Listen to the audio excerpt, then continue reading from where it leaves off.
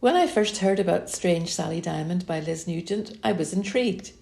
Sally sounded to me a bit like Eleanor Oliphant, an eccentric character, probably on the spectrum, and finding it hard to fit in with society around her.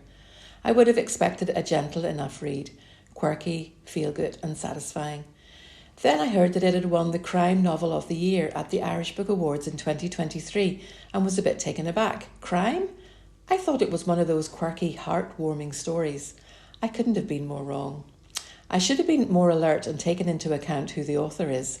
I had read an earlier book by Liz Nugent, Lying in Wait, and had been taken aback by the dark themes, the brilliant characterisation of the most unlikable family, who nonetheless made us feel a tiny bit sympathetic towards them, despite the dark secrets they are harbouring, as the story takes on a succession of twists and turns.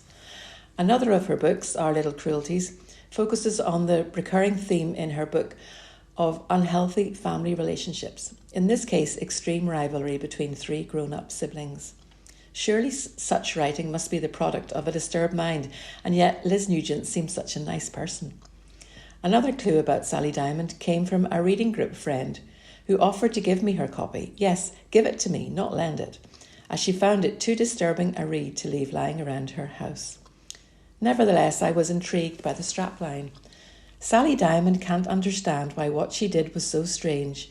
She was only doing what her father told her to do, to put him out with the rubbish when he died. Once I started to read it, I couldn't stop.